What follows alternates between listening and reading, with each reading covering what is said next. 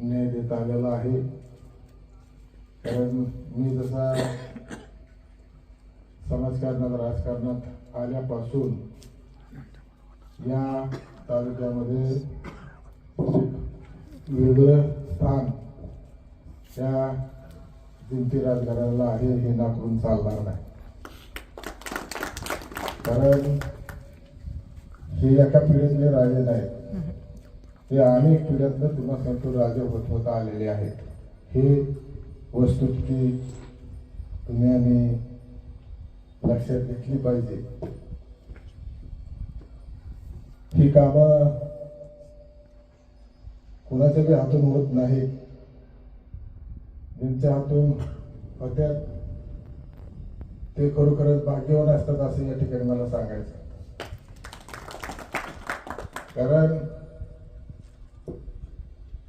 आज अनेक पिढ्यापासून हे जयंती राजे घराणं हे सर्वसामान्याला न्याय देता आलेले आहे. त्याच्यावर या विभागाचा सर्वांचा विश्वास सुद्धा आहे.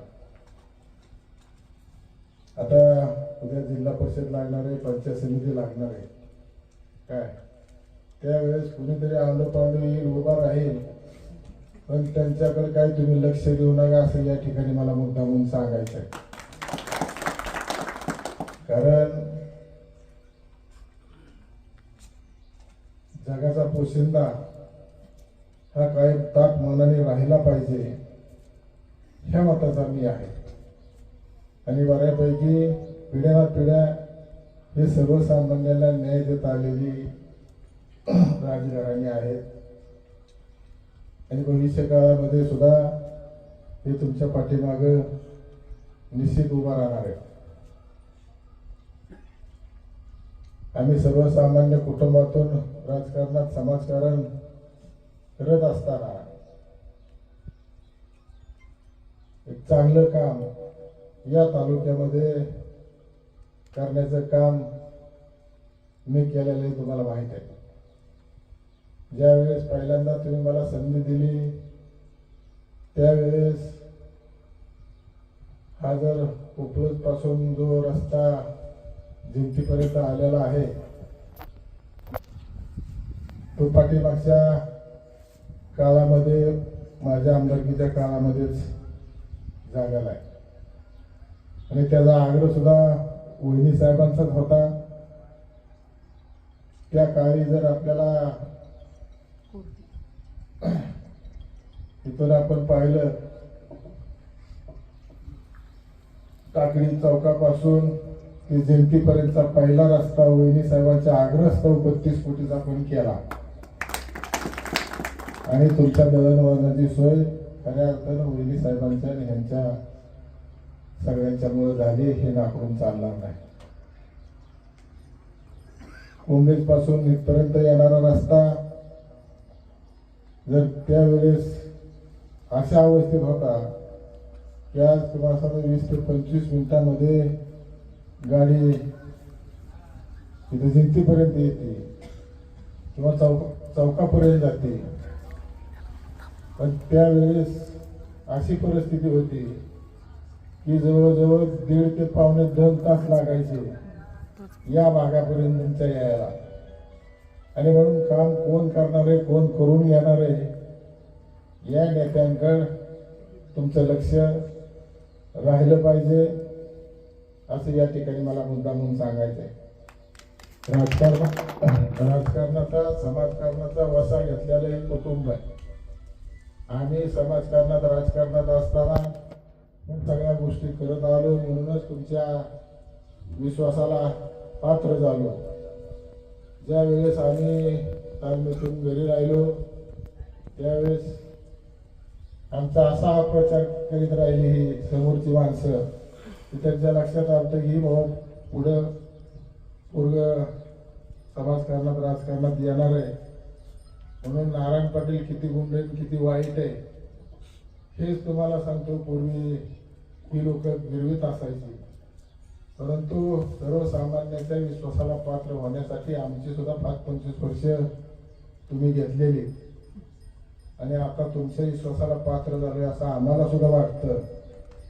आणि भविष्य काळामध्ये या भागातील जे जे कामं वहिनी साहेब सांगतील, तुम्ही सांगचाल ते आम्ही निश्चित पार पाडू असं या ठिकाणी मुद्दामून आपल्याला अभिवचन देतो.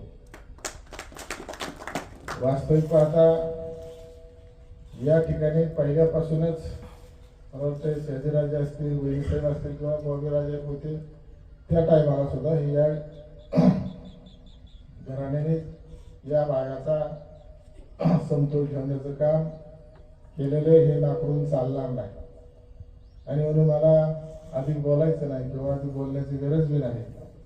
पण भविष्य काळामध्ये जी कामं करणारी माणसं आहेत त्यांच्या पाठीमागे तुम्ही 100% राहिलं पाहिजे, तरच या तालुक्याचा विकास होणार आहे असं या ठिकाणी मला मुद्दामून सांगायचं आहे. मित्रांनो,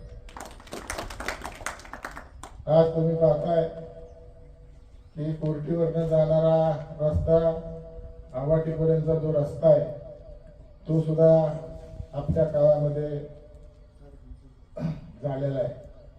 आणि असे अनेक रस्ते या ठिकाणी तालुक्यामध्ये करण्याचं भाग्य तुमच्या आशीर्वादाने आम्हाला लागलेलं आहे. आणि म्हणूनच कुठेतरी तुमच्या आशीर्वादाला पात्र झालोय असं आम्हाला सुद्धा वाटतं. कारण मी सर्वसामान्य कुटुंबातला कार्यकर्ता, माझं एकत्र कुटुंब आहे. मी जसा तालमीतून राहिलोय तसा समाजकारणात आहे, राजकारणात आहे. मला घरची कसलीही तुम्हाला सांगतो अजूनपर्यंत मी काळी इकडची तिकडे केलेलं नाही. एकत्र कुटुंब आहे, सगळे भावभाव आम्ही एकत्र राहतो. आणि गुन्ह्या गोविंदाने आमचं कुटुंब त्या ठिकाणी आपलं समाजकार्य आणि राजकारण करतोय. आणि म्हणून हे जे सर्व का सांगतोय तर आमच्याबद्दल काय काय सांगणार आहे. आता बाहेरचं कोणतरी येते हित उभं राहायचं म्हणते. तर मागच्या वेळेस तुम्ही दिलं निवडून, त्यावेळेस तुम्ही लायकी बघितली त्यांची, तुम्ही हाकलून दिलं. आता परत ते तुम्हाला सांगतो जिल्हा परिषदच्या पंचायत समितीच्या माध्यमातून इथं डोकं वर काढायचा प्रयत्न करतील. परंतु अशा माणसाला त्यांची जागा दाखवून द्यायचं काम तुमचं असं एवढं तुम्हाला आवर्जून मी सांगतो. बोलण्यासारखं तुम्हाला सांगतो खूप आहे मित्रांनो, पण त्या राजकीय पटलावर राजकीय भाषण असतात त्या ठिकाणी ठीक आहे. परंतु हा सर्वसामान्य ग्रामस्थांचा एक धार्मिक कार्यक्रम या ठिकाणी वहिनी साहेबांनी राजांनी या ठिकाणी केला. त्याच्याबद्दल त्यांचं मनापासून मी आभार मानतो. आणि मग आपण ज्या ज्या वेळेस चांगली कामं करतो त्या त्या वेळेस आपल्याला, आता ही एवढी मोठी समाधी आहे, काय महाराजांचं नाव शिवबाबा, ही संजीवनी समाधी आहे.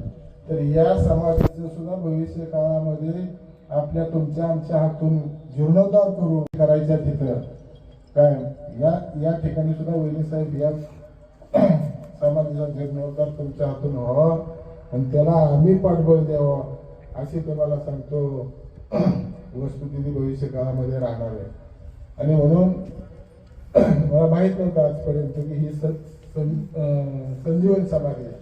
आणि जिथं संजीवनी समाधी आहे तिथं तुम्हाला सांगतो खरोखरच एक शक्ती असते. आपण ज्या ज्या ठिकाणी जातो त्या त्या ठिकाणी ज्या ज्या ठिकाणी संजीवनी समाधी आहे त्या ठिकाणी बऱ्यापैकी वाढत गेलेली ती तुम्हाला सांगतो जागा. भविष्य काळामध्ये सुद्धा ही सुद्धा तुम्हाला सांगतो स्थान या तालुक्यामध्ये प्रसिद्ध झालं पाहिजे आणि तुम्ही आम्ही केलं पाहिजे असं या ठिकाणी मला आपल्याला आवडून सांगायचंय.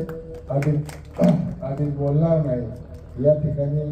मला खरं तर मी तर राजांना म्हणतो वहिनी साहेब म्हणून तुमचं तुम्ही करा, पण वहिनी साहेब म्हणले तुम्हाला यावं लागतं म्हणून मी आलोय. खरं तर मी काय ठिकाणी तुम्हाला सांगतो काम करीत राहायचं, उद्घाटन केलं पाहिजे असं काही नाही.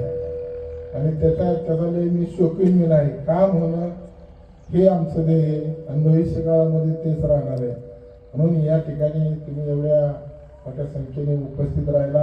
या पंचकृषीतील सर्व ग्रामस्थ त्याबद्दल सगळ्यांचं तुमचं मनापासून आभार मानतो. या ठिकाणी माझा जो मान सन्मान केला राजांनी त्याबद्दलही राजांचं आभार मानून पुढील कार्यक्रमात जाण्याची परवानगी घेतो. जय हिंद, जय महाराष्ट्र.